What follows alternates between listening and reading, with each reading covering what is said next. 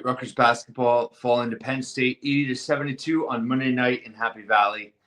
Very disappointing performance. A game that, Rutgers did battle quite a bit. They led a decent amount in this game. Almost 20 minutes. It was pretty much split half and half. Actually owned the lead at a minute and a half more than Penn State.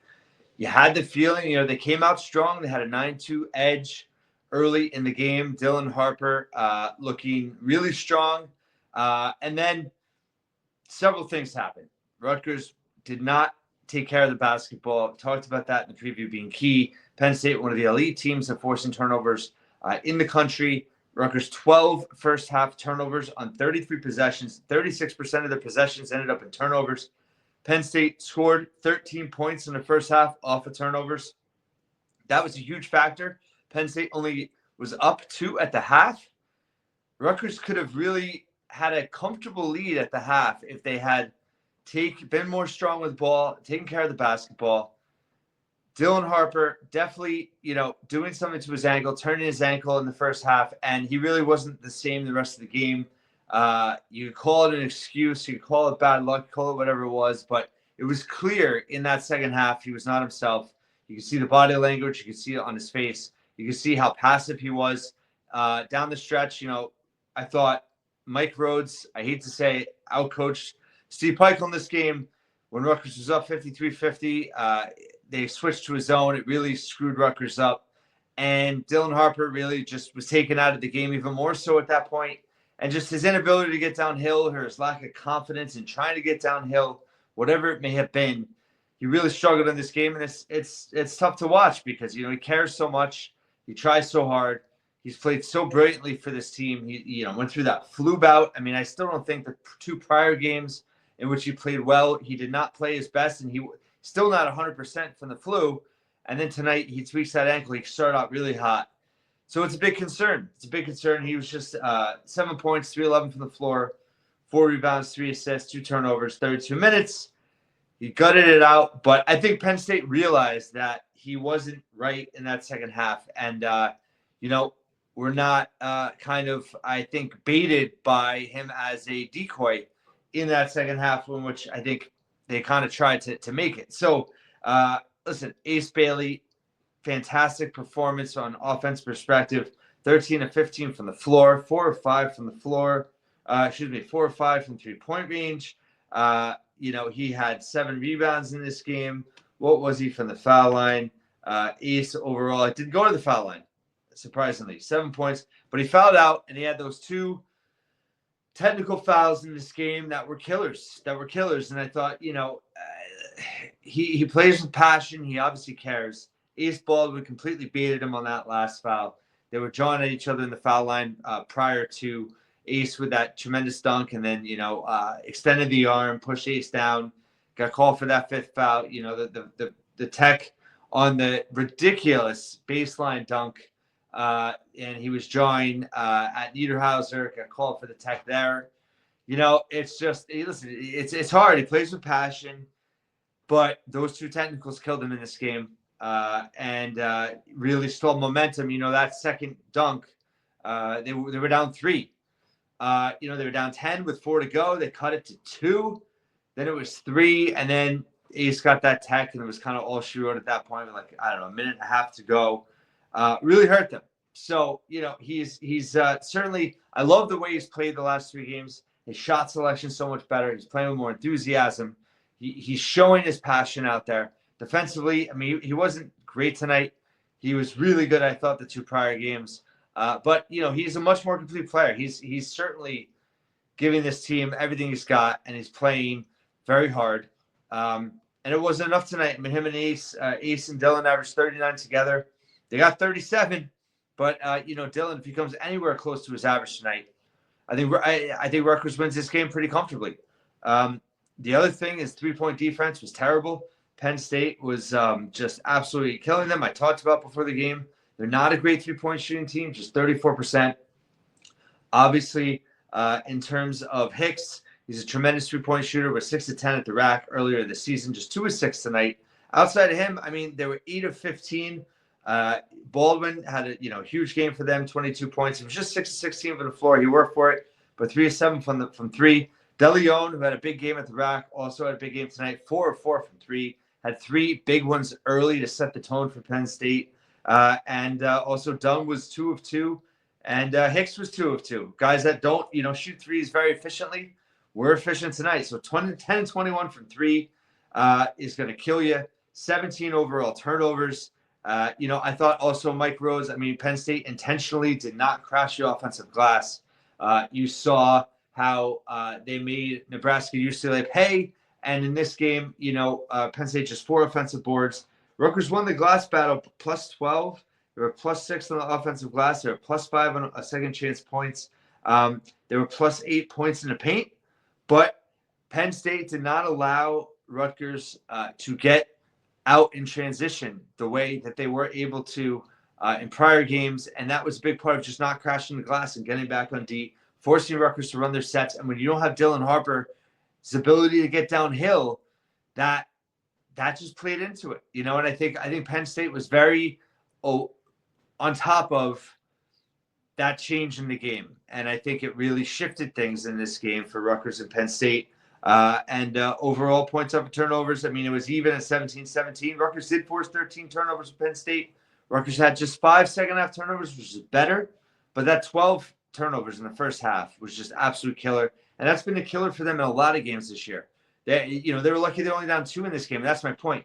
Other games when they've had double-digit turnover games in the first half, they've been down double digits. In this game, they were down 2 because they were shooting the lights out. In the first half, Rutgers shot over 50%. They shot 56% from the floor, 5-11 from 3. They were feeling our offense. And the second half, with Dylan unable to get downhill, with kind of not really running the offense, they weren't sharing the basketball. Ace made some great shots, but there was some possession killers there, which just Rutgers was not in flow. And they kind of made it easy on Penn State, who's not a great defensive team. And it was tough. It was a tough tough performance in this game because it was a road game that Rutgers desperately needed to continue the hot streak, and they failed. And, to their credit, they bounced back. They were down 10 with 4 to go. Looked like it was going to snowball at that point. It was well over. Credit to Jordan Durkak off the bench. He made some real hustle plays down the stretch that kept Rutgers in this game. But overall, just offensively, not enough. You had Ace with 30. Somerville, 8 of 8 from the foul line. Unbelievable for him. He's been just tremendous from the foul line this year. And it was great to see him have a bounce back after 2 kind of subpar games for him. Just looking at what he is, he's 44 of 53 for 83% from the foul line this year, 229th best nationally, 8 of 8 tonight. He's been fantastic from the line. And, played with some real toughness, hit a couple buckets early, had 6 boards, but did foul out. Trouble staying out of foul trouble, uses hands too much. But, listen, he gave them something tonight. But outside of that, Dylan Grant, he was solid as always and, very good defensively once again. 7 points, 3-5 from the floor. Hit another 3, 5th game in a row now. 3 boards, 20 minutes. He was fine. But, in terms of offense, Jeremiah Williams, 5 turnovers, 4 fouls, just too sloppy. Had 3 assists, was 3 of 6 from the floor, just 6 points, though. In terms of Acuff, goose egg, 0-2 from 3. He did have 3 assists and 1 turnover at a steal. He was actually +2, just the only other player in the game besides Ace that was plus. He brings them some stability. But at the same time, they need his shot, and he's not hitting his shot right now, and that's a problem. And then, Durkak had 6 off the bench. Like I said, I thought he brought him a lot of energy late. Agbole, 7 boards, played tough, 2 blocks to steal, just 1 point, but he was -4 in the game. But I thought he brought him something, but not offensively. Zach Martini hit a 3 early, just 1 of 4 from the floor there. JaMychal Davis, 0 points in 11 minutes. Just not enough complimentary scoring for Rutgers. And 72 points, is nothing to sneeze at, but Dylan well below his average, I think, due to the injury, and then not enough from the supporting cast. Just not enough from the supporting cast, which is a recurring theme here, obviously. And, in terms of just not being able to get out in transition, they pressed late. They were able to disrupt Penn State a little bit. Then Penn State kind of adapted. and just got to the foul line and just kind of milked the game to death there. They were 22 of 27 for 81.5% from the line, 18 of 22 in that second half. For the season now, Penn State, shooting 76% as a team from the line. So they really made Rutgers pay there.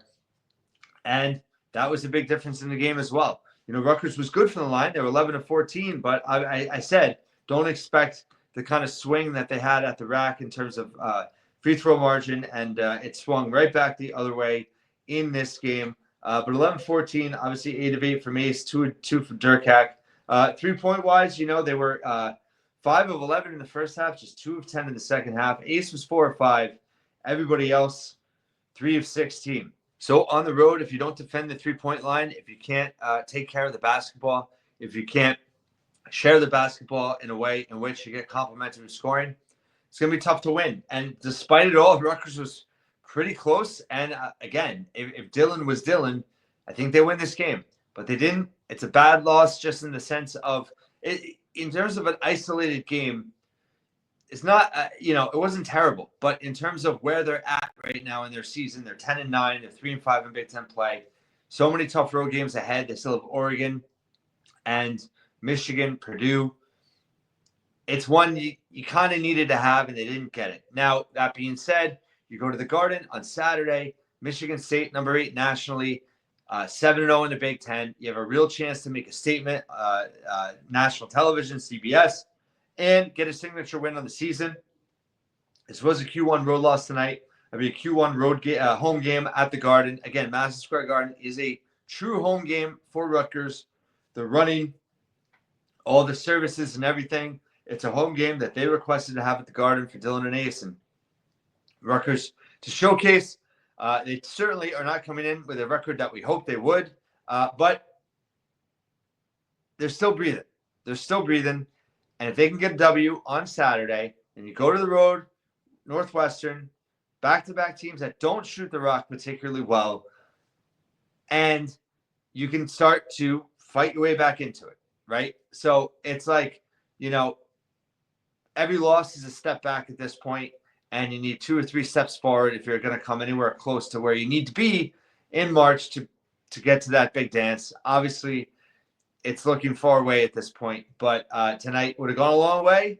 They couldn't get the season sweep on Penn State. It's disappointing. Let's hope Dylan Harper is okay, can play on Saturday. If you can't play on Saturday, that's just going to be a huge bummer for what should be a raucous environment. I'm going to be there.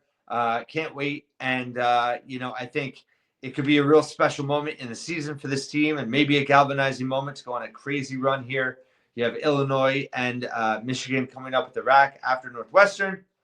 But you got to get one at a time here. And they were unable to do it Saturday or Monday, whatever day. I had a rough night. If you're a parent, you know what those nights are sometimes with your kids. And I had one of those last night. So in terms of being coherent for this, I hope I was. But disappointing.